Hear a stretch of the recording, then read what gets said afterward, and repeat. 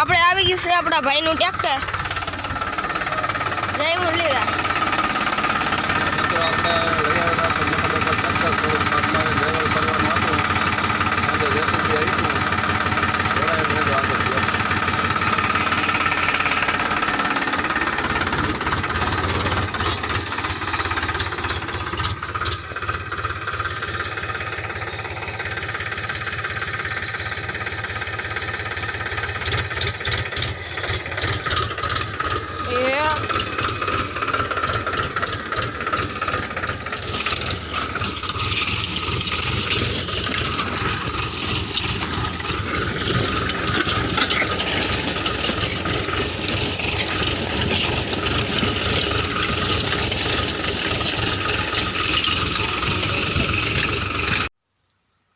જય મુરલીધર, જય દ્વારકાધીશ.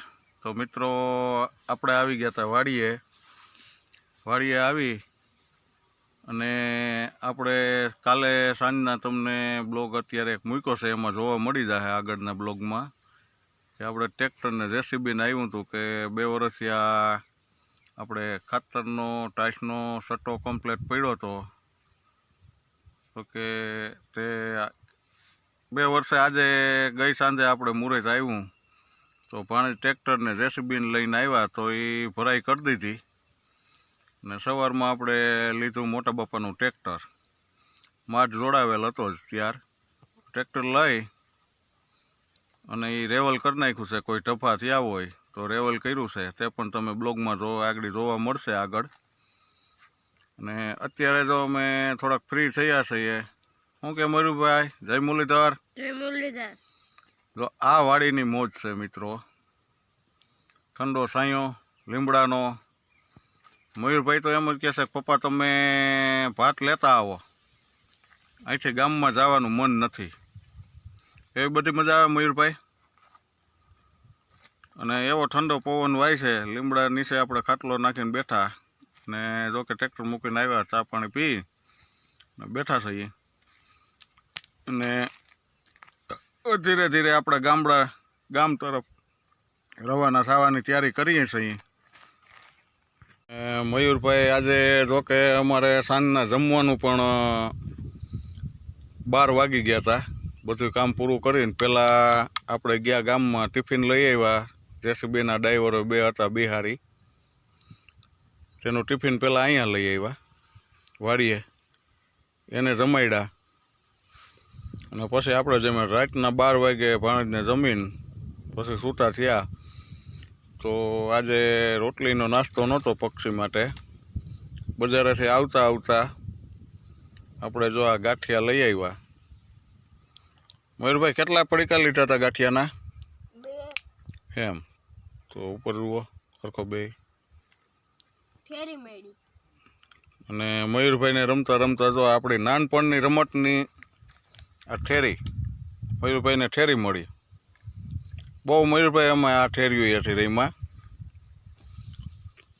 ને રોજનું રૂટિન કામ તો આપણું આ પક્ષીઓને નાસ્તાનું છે. રોટલી હોય ને તૈયાર ન હોય ને એવું કાંઈ હોય તો આપણે ગાંઠિયા લેતા આવીએ છીએ. તો એ પણ જો આ ગાંઠિયા મયુરભાઈ આજે નાખ્યા છે કે મારે આજ પક્ષીઓને નાસ્તો કરાવવો છે.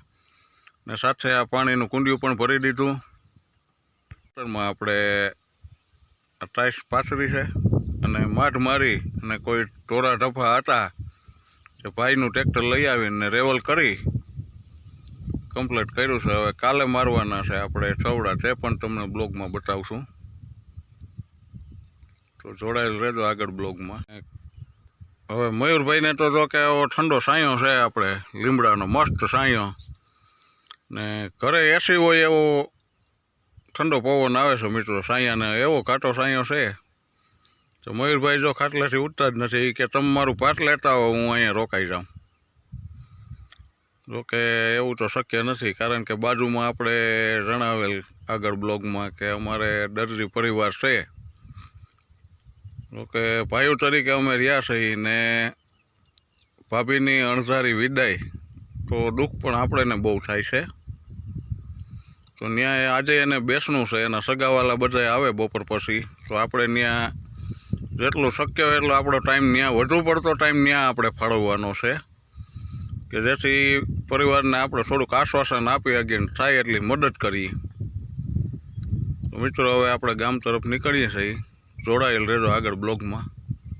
ચાલો મયુરભાઈ હવે નીકળીએ. મયુરભાઈ તો ભાઈ હાવ આરહ કરે છે કે મારે આવવું જ નથી.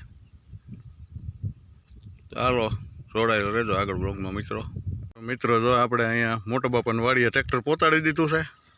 જોકે ઓલી વાડીએ તો કામ હાલે છે મકાનનું, અહીંયા જ પડ્યું હતું આપણા બીજા મોટા બાપાની વાડીએ, તો આપણે રાખી દીધું છે અહીંયા.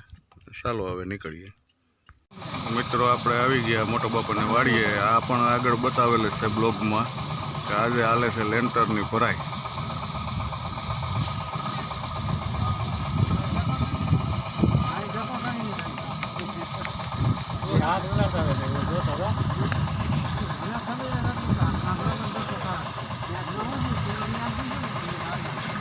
વાડીની મોજ, નાનું બાળક તો આરામથી સૂતું છે તે પણ તમને બતાવે. આ વાડીની મોજ.